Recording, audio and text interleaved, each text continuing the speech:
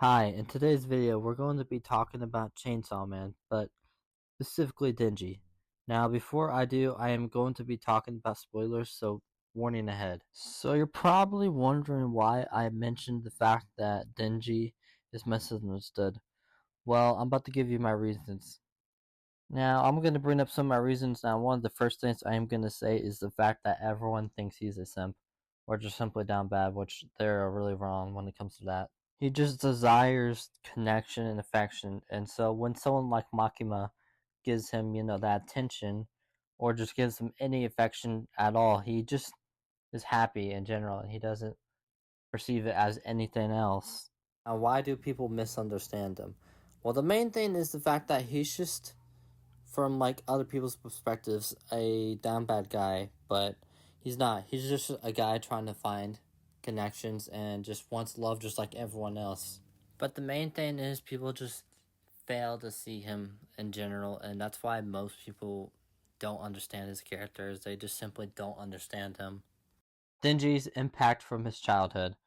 So we see him when he's little, right after his father dies. We see him having to deal with his father's debt, and we just see like him having to go on dangerous missions, and it even gets to a point where he has to sell his own body parts. And he hunts devils just to make ends meet.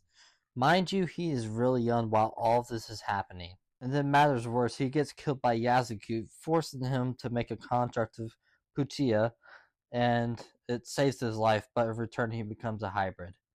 But now Denji and Puchiya are both one, and so now he decides to live out both of their dreams and have a better life overall.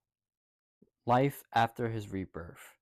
Now we see Denji join the public safety devil hunters, and we see him set on a new path for the future while grappling with his desires and his identity as a character. Now, I think this is one of the most important parts for his character because we see him develop way more as a character, and we see him genuinely have like connections and just overall growing as a character.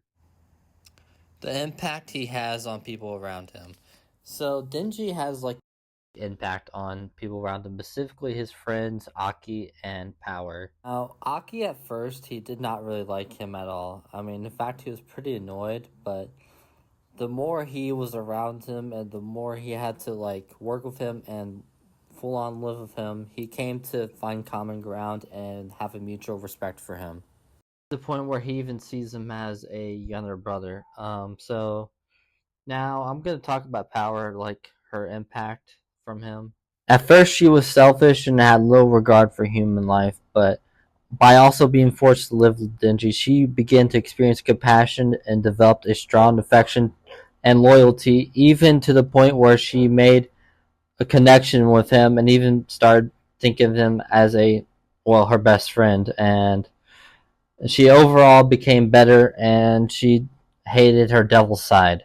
So you're probably wondering why I mentioned Aki and Power and why he has a big impact on people and why I specifically mentioned them. Well, it's just to specifically like tell you and show you the fact that like he has a big impact on people and his character is not that simple. Yes, on the surface he is, but he's a much more complex character than. Spoilers ahead. Reze arc character development. So we see him have his first emotional awakening and genuinely experiencing his first true love, and we see him have this vulnerability with Reze. And we see him kind of like distance himself from Makima, and it's just kind of interesting to see him trying to like juggle his feelings for both. And then we get to like the fireworks scene, and they're having like this good moment. At least that's what it looks like. And then we find out it's a betrayal by Reze. Even after getting betrayed by Reze, he still lets her go, and he still wants to get to know her, even after learning the hard, cold truth about her.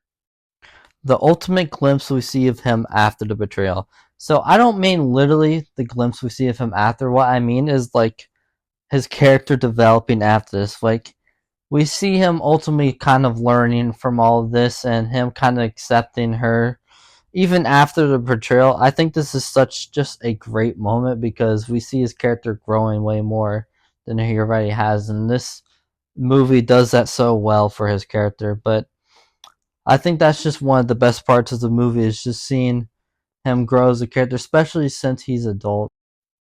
Conclusion. That's all I pretty much wanted to talk about in today's video, is the fact that Denji as the main character is just completely misunderstood, or people just simply don't understand him. And I think he's just such a well-written and complex character. But that's pretty much all I wanted to talk about in today's video, and you have a good rest of your day or night. And bye!